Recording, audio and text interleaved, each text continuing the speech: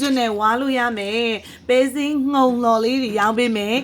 ပဲတွေတော့ပဲပဲဒါပေမဲ့ပဲစင်းငုံလော်ကိုအသေးတို့ဈေးကွက်ထဲမှာတိတ်ပြီးတော့မြင်တွေ့ရမယ်လို့မထင်ဘူးရှားပါပြီးတော့အကျိုးအနီတင်အများကြီးရှိတဲ့ပဲစင်းငုံလော်လေးကိုကောင်းကျိုးလေးတွေကိုလည်းဖြူပြောပြပေးမယ်ဘယ်လိုစားရမလဲဆိုတာလည်းရှင်းပြပေးမယ်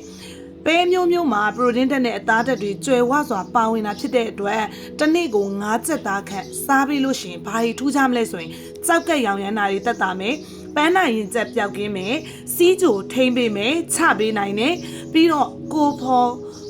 ဝမ်းရံပေါ့နော်အဲ့လိုပုံစံမျိုးတွေကိုလည်းပြောက်ကင်းစေတယ်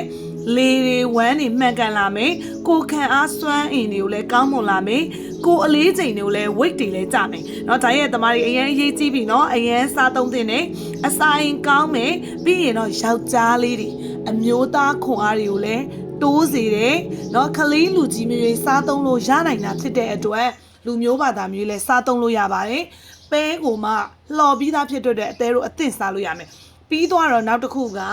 စက်သွန်နီလေးတွေနဲ့လည်းတောက်စားလို့ရမယ်မြေပဲစီလေးနဲ့ပေါ့နော်ဒါမျိုးလေးတောက်စားလို့ရမယ်ဒီပဲကိုမှကိုက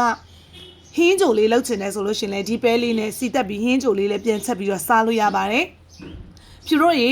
တကယ်ကို quality ကောင်း packaging ဒီလိုလှလေးတွေနဲ့ထုတ်ပေးထားတာဖြစ်တဲ့အတွက်ဖြူတို့တွေ export ပေါ့နော်နိုင်ငံသားတွေအတွက်လည်းလက်ဆောင်ပေးလို့လည်းကောင်းတယ်ကိုယ်တိုင်စားသုံးမယ်ဆိုရင်လည်းဘူးလေးကိုလေးလုံးအောင်ပြန်ပြီးဖုံးထားမယ်ဆိုလို့ရှင်နှစ်နဲ့ပေါင်စားလို့ရတဲ့ပဲစင်းငုံလော်လေးပါပဲစင်းငုံလော်လေးကိုလိုချင်နေဆိုရင်တော့ဖြူကို messenger လေးကနေလာပြီးတော့ဝေရောက်အားပေးပေးပါလို့เนาะဖိတ်ခေါ်ပါတယ်ရှင်ကျေးဇူးအများကြီးတင်ပါတယ်